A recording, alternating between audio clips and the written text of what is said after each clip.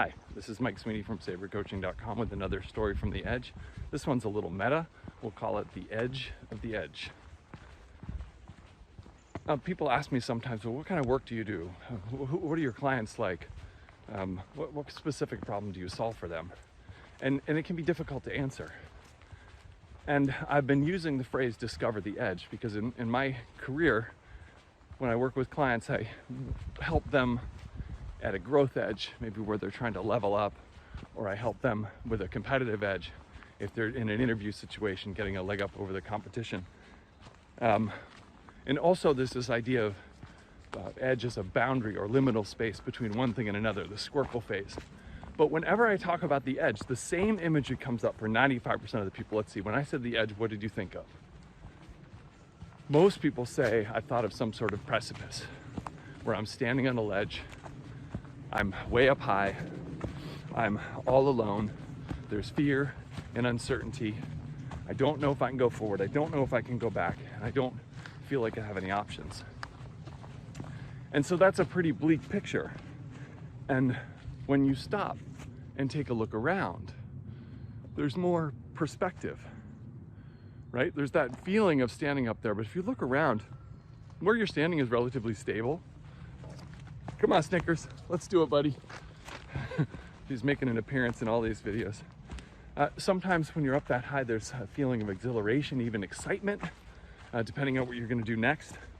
If you look around, you can also maybe start to see some first steps that you could take, or a path down or a path back.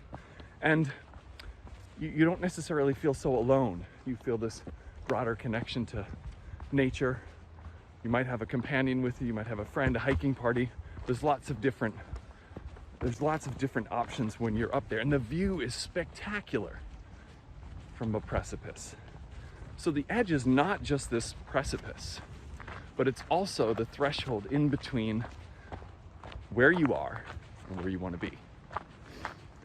And we tend to feel the edge in let's say in business, when you're taking on a larger role, when you're shifting to leadership, individual contributor to first-time people leader, you're getting a larger team, the business is growing. And on the personal side, you might have a change in life stage, you might have a change in parenting as your kids get older, move out of the house, etc. Might be change in relationships. And this liminal space seems to resonate.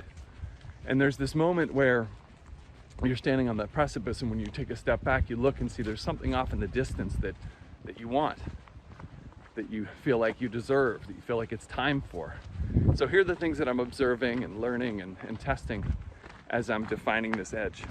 Number one is I don't really have to over-define this.